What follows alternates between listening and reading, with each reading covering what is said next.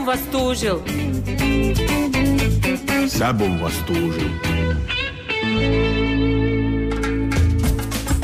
18 sati i 30 minuta nakon ljetne stanke opet idemo s emisijom Sebum vas tužil, a tijekom ovoga ljeta vrijedni su bili iz udruge Franak. Tužili su se, sudili su se s bankama, znate za njihove slučajeve.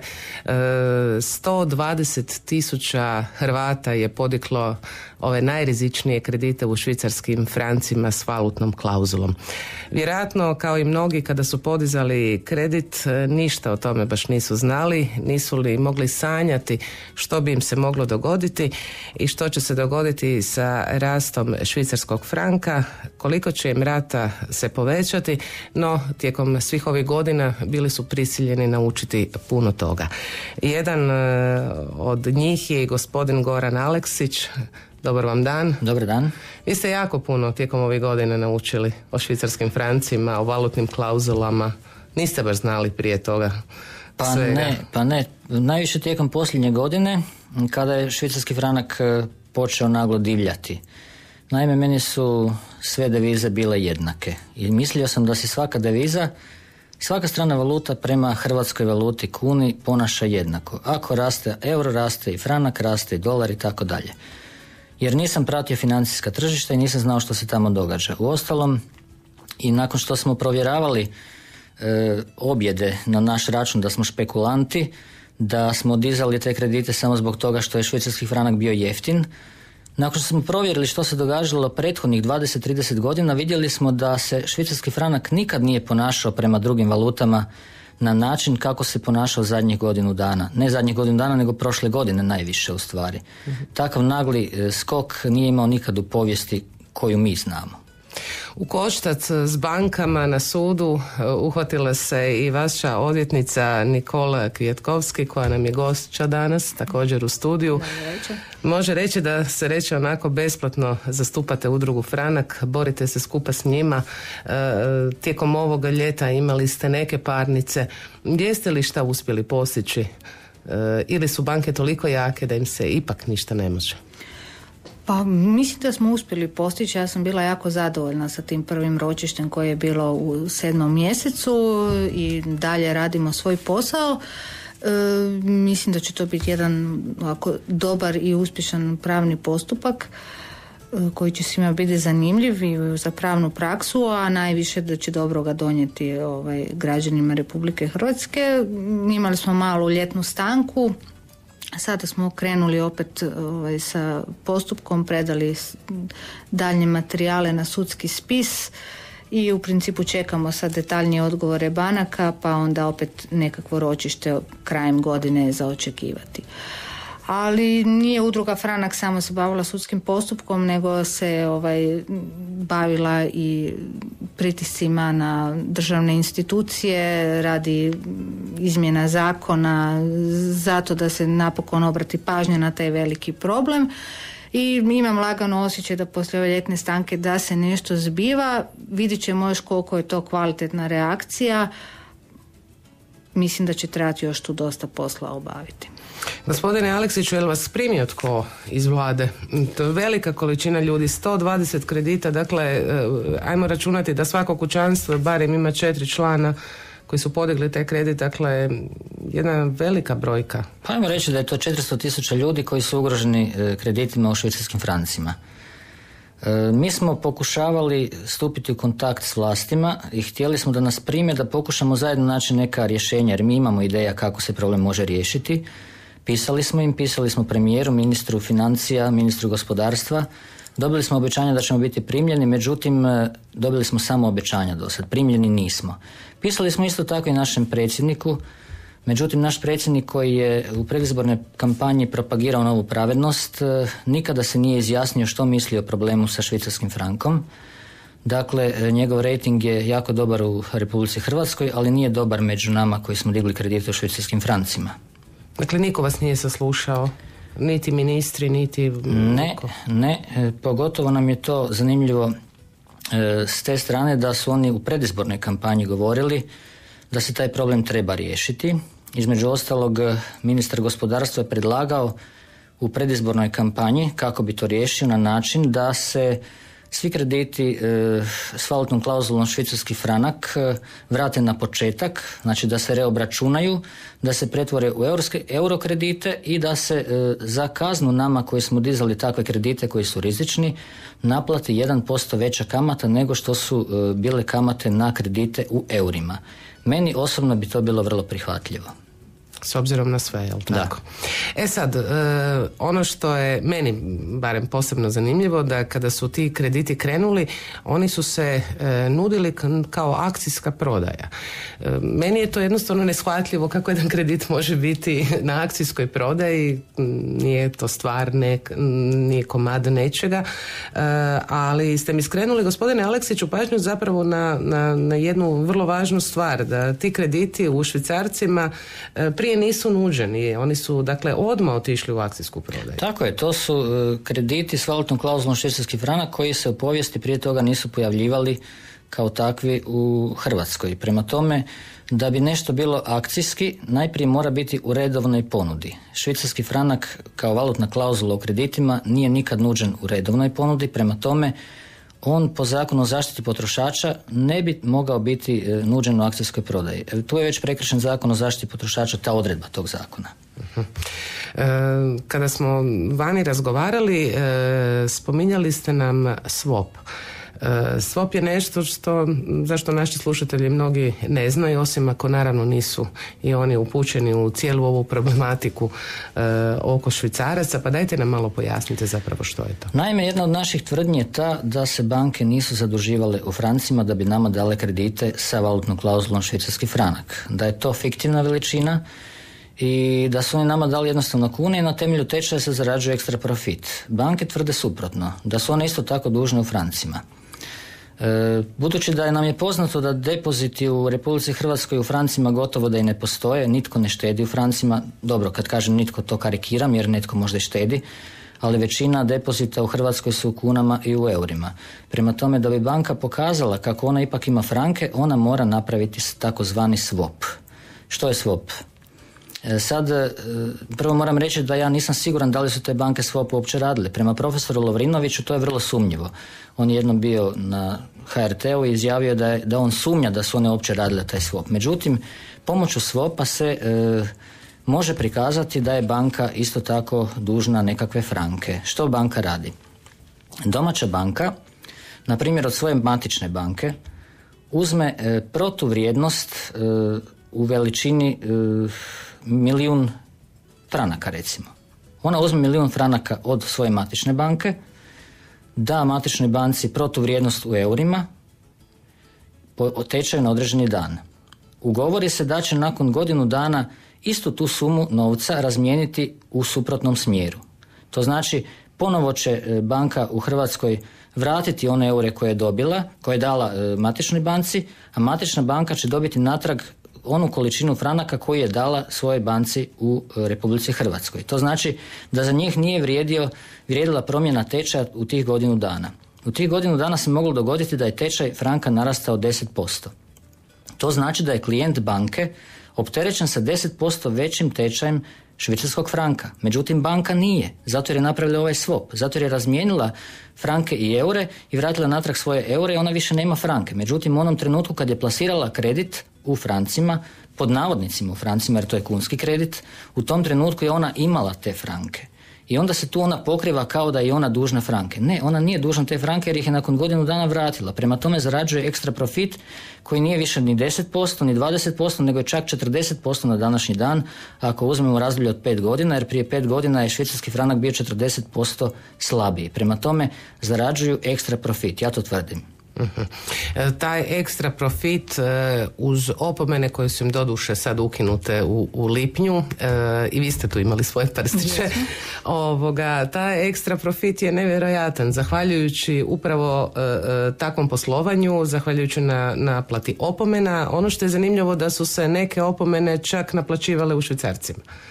Da, bilo je i toga da su umjesto u kunama opomene bile zapisane kao da je klijent dužan određenu sumu švicaraca u protuvrijednosti u kunama, što je besmisleno potpuno.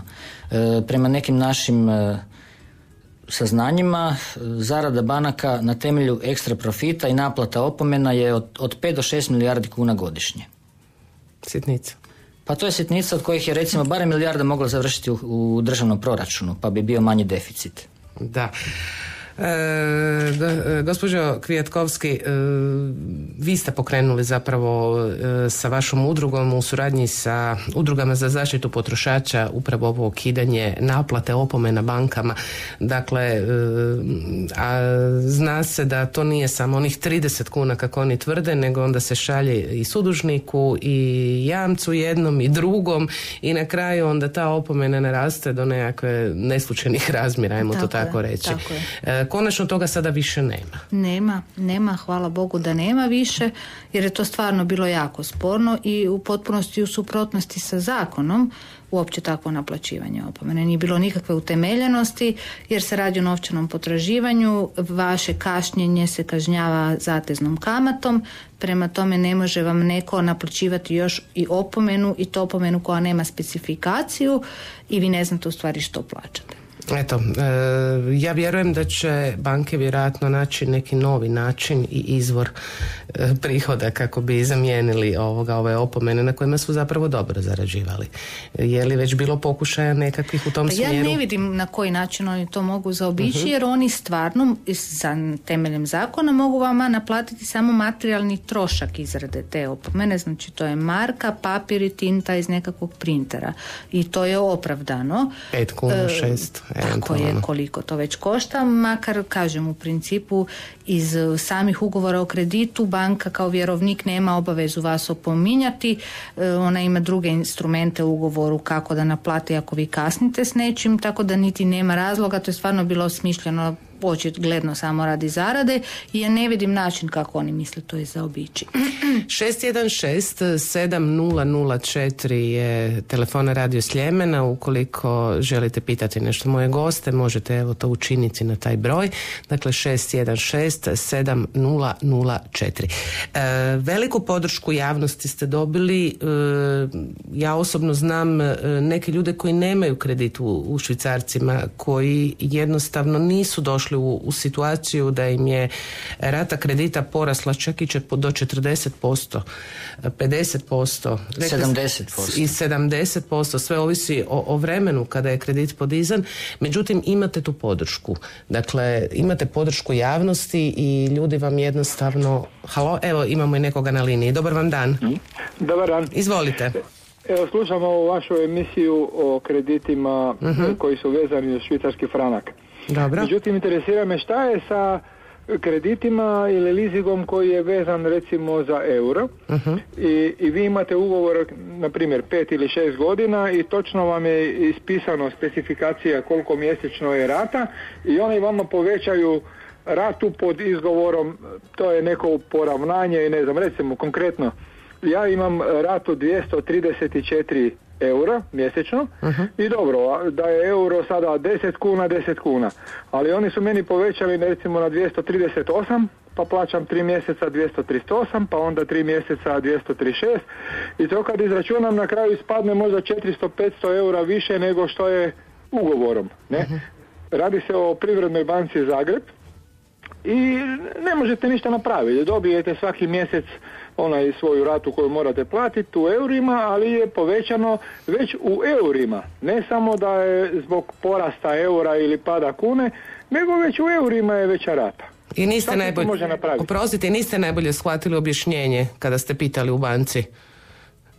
Ne, nisam shvatio. Rekla je, to je, ne znam kak je rekla, eurizacija ili ne znam šta, uglavnom... Spremila me je, ne, to je tak normalno i ne možete ništa napraviti. A sad za 2 eura ili za 4 eura mjesečno to se ne isplati angažirati odvjetnika ili nekoga, da. Točno, da. Točno. A takvih je puno poput vas? To ne znam. Pa kako ide ono, znate, kap po kap kapital, jel? Je, ono, daj na kapaj mi rezervar goriva kad je kap besplatna, ne? Da. Sad dolazimo zapravo do pravog onog problema, dakle, na sitnim tim nekakvim gdje se ljudi neće buniti, ali zašto sam pitala gospodina, tražili ste objašnjenje i niste ga shvatili, jer ja isto često puta kada tražim objašnjenje u banci, nakon pola sata što mi gospođa objašnjava, ja jednostavno ne mogu shvatiti i dalje, jer mi je to toliko sve skupa nelogično da jednostavno ne mogu shvatiti o čemu ona uopće priča. Da, vi vidite, ona vam to fino objasni, da, to je takav zakon i sve, iako vi imate za svih tih 72 mjeseca ispisak točno koliko mjesečna vam je rata. Ne? Ali sad je rata na 3 mjeseca za 4 euro povećana, druga 3 mjeseca za 2 Dobro, evo sad ćemo vidjeti. Nisam uspjela shvatiti da li gospodin ima kredit ili leasing, što je bilo jako bitno. Imate leasing, onda u principu vam nije gospođa dobro objasnila, ali je moguće da vam se to dogodi. Znači da imate 3 mjeseca 4 eura veću ratu, a onda da vam se opet smanji, jer leasing ne potpada pod kreditni odnos i vi imate u principu permanentno istu ratu u kunama i onda vam oni s vremena na vrijeme samo poštimavaju tečajnu razliku i zbog toga vam se to dogodi. Oni to rade svakih 6 mjeseci, ali vi nemate kredit nego imate leasing, to je najam auta, znači kojeg vi možete poslije otkupiti, ali ne morate, i zbog toga vam se dešava to, jer vi imate u stvari 6 mjeseci stalno jednaku ratu u kunama, makar ste vezani uz euro, onda vam se svaki 6 mjeseci naštima ta tečajna razlika. Zato vam se to događa. Prema tome, u principu, ovako na prvo vjerojatno je sve u redu. Jer da imate u kredit, onda bi bila jako zabrinuta za ovu priču, ali s obzirom da je leasing, onda je to sve u redu. Mnogi zapravo ne razmišljaju o tome je li leasing, je li kredit. Digao sam kredit za auto, svi ćemo to tako vjerojatno isformulirati. Međutim, nama je to sve kredit, da. Vame, jel da? Dok ne uđemo u tu priču i dok zapravo ne dobimo po prstima. Onda počnemo razmišljati. Da, bilo je dosta upita na udrugu Franak oko tih leasinga, ali leasinzi u pravilu ne spadaju pod potrošačke kredite. Oni nisu potrošački ugovori uopće. Znači, ono što je također važno, da prije podizanja kredita često smo i u situaciji uopće da se pitamo samo da mi odobre kredit, samo da imam uvjete, i zapravo na svu pažnju usredotočimo i strahovanje na to, a ne na ono zapravo što piše u tom ugovoru koji potpisujemo. Pa ja moram priznati da sam ja pročitao svoj ugovor od početka do kraja i meni u ugovoru ništa nije bilo sumnjivo. I nije u ugovoru stvarno ništa bilo sumnjivo i u ugovoru je sve u redu. Ja se ne mogu požaliti na to što piše u ugovoru. Ja se mogu požaliti samo na to što nitko iz banaka, nitko iz države, nitko iz institucija nije upozorio građane. Gospodo, švicarski franak je valuta koja se mijenja, koja nije kao euro. Euro je vezan za kunu i kuna i euro su kao brat i sestra. Švicarski franak nije niti brat niti sestra, švicarski franak je neprijatelj. Klonite se neprijatelja, to nije nitko rekao, u tome je problem. I pri tome čak mislim da je HNB najveći krivac. HNB nije smio dopustiti uopće da se valutna klauzula švicarski franak koristi u unutarnjem prometu u Republici Hrvatskoj. Čak mislim da se valutna klauzula uopće nije smjela dopustiti u ugovorima s fizičkim osobama. Zbog čega? Po zakonu o obveznim odnosima, osim mogućnosti da se ugovor veže uz valutnu klauzulu, postoji mogućnost da se ugovor veže uz promjenu cijena dobara, roba i usluga izraženih indeksom cijena utvrđenim od ovlaštene osobe. Mislim da bi to bilo daleko poštenije na takav način ugovarati kredite u Hrvatskoj, budući da su to stvari koje se službeno objavljuju i onda bi na temelju toga svima bilo jasno kako stvari stoje. Valutna klauzula po meni je potpuno nedopustiva u Republici Hrvatskoj u unutarnjem prometu. Sad će neko reći od ovih iz institucija, pa onda ćemo izgubiti deviznu štednju. Ne, gospodo, to nije točno, zbog toga što devizna štednja nije valutna klauzula. Devizna štednja je realna štednja u određenoj valuti. Ja sam kupio 100.000 eura i ja imam 100.000 eura. Ja nemam 750.000 kuna s valutnom klauzulom u eurima, nego imam 100.000 eura. To nije isto što je valutna klauzula. Oni nama stalno prodaju floskule kako bi u tom slučaju pala devizna štednja. Nije točno. U svakom slučaju svima kojima je nešto nejasno, koji imaju problem, mogu doći u udrugu. Vidim da osim vas koji ste se specijalizirali za kredite u švicarskim francima, članovi udruge su bili prisiljeni naučiti jako puno i zapravo sjajan savjet moći će dati nekome ko tek podiže kredit ili ko se našao u problemima. Dakle, način na kojim si barem malo može ublažiti poteškoće koje su zapravo nastale sa ovim kreditima. Se slažete, gospodine Aleksiću? Naravno. Da, nažalost su se članovi morali obrazovati. Ono sad što je također važno, da postoji vaša internetska stranica, mogu vam se javiti putem te stranice, poslati e-mail sa svojim problemom, vjerojatno će dobiti i odgovor. Hoće, dobiju uvijek odgovor, ponekad možda malo pričekaju duže ako je navala, što zna biti jako puno mailova pa mi to trebamo obraditi. Mogla bi i najaviti da će udruga uskoro iznajmiti prostor samostalan, bit će onda i objavljeno na internetu adresa, tako da će biti nekakvo vrijeme kad će ljudi moći osobno doći po savjet, ali sve u svoje vrijeme kroz nekih 15 dana će to vjerojatno biti riješeno. U svakom slučaju onda ćemo i najaviti mi gdje su prostori i gdje možete pokucati. Nadam se da ste još našli nekog odvjetnika osim vas da vam malo pomogne. Pazite, 120 kredita nije... 120.000 kredita je ogromna brojka. Dobro, za sada ovu parnicu vodimo kolega Nikša Valjalo i ja, tako da ide nam dobro, a bit će još kolega, ne sumnjam. A naravno i opet ćemo se naći u emisiji. Svi mi iz udruge Franak, ekonomisti, drugi pravnici, onda ja sam koordinator pravnog tima iako nisam pravnik, svi mi pomažemo u kopanju podataka. Jer odvjetnici ne rade sami, oni uvijek imaju neki tim koji im kopa podatke. A taj tim je onda udruga Franak u stvari. Ali vidim, vama jako dobro ide. Pa bavim se takvim poslom koji uvijek moram znati što piše u zakonima, što piše u podzakonskim aktima, moram to stalno povezivati. Završio sam 1. godinu prava i prekinuo sam, mislim da neću više studirati, ali to mi je sve skupa pomoglo da imam pojma o pravu. Dobro. Hvala vam puno što ste došli u emisiju. Nadam se da ćete nam opet biti gosti i da ćete nam naravno poslati informaciju gdje su prostori udruge i kada vam ljudi mogu doći. S nama su bili gospodin Goran Aleksić i Nikola Kvjetko.